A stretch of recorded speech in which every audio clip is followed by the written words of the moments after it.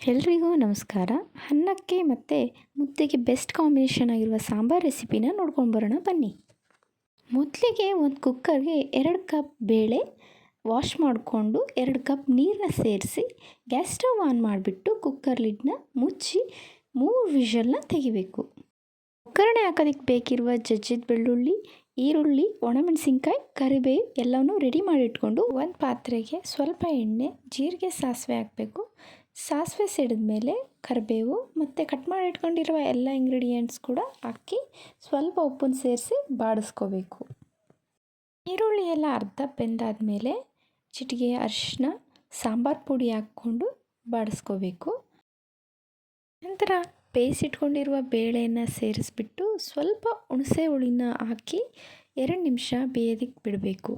Sambar consistency ನೋಡಿಕೊಂಡು 2 ಲೋಟ ನೀರನ್ನ ಸೇರಿಸ್ಕೊಂಡು ಕುದಿಯೋದಕ್ಕೆ ಬಿಡಬೇಕು. ಸಾಂಬಾರು ತಿಳಿಯಾಗಿದ್ದರೆ 2 ಟೇಬಲ್ ಸ್ಪೂನ್ ಜೋಳದ ಹಿಟ್ಟಿಗೆ ನೀರನ್ನ ಮಿಕ್ಸ್ ಮಾಡಿಬಿಟ್ಟು ಸಾಂಬಾರಿಗೆ ಸೇರಿಸೋದ್ರಿಂದ ಸಾಂಬಾರು ಥಿಕ್ನೆಸ್ ಬರುತ್ತೆ. ಸಾಂಬಾರಿಗೆ ಉಪ್ಪು ಖಾರ ಕರೆಕ್ಟಾಗಿದ್ದರೆ ಲೋ ಅಥವಾ ಮೀಡಿಯಮ್ ಫ್ಲೇಮಲ್ಲಿ ಇಟ್ಟರೂ ಕೂಡ ಈ ಥರ ಸಾಂಬಾರು ಕುದಿಯುತ್ತೆ. ಇಲ್ಲ ಅಂದರೆ ಸಾಂಬಾರು ಉಕ್ಕಿ ಬರುತ್ತೆ. ನೋಡಿದ್ರಿ ಅಲ್ವಾ ಸಪ್ಪೆ ಕಟ್ಟು ಸಾಂಬಾರನ್ನ ಹೇಗೆ ಮಾಡೋದು ಅಂತ.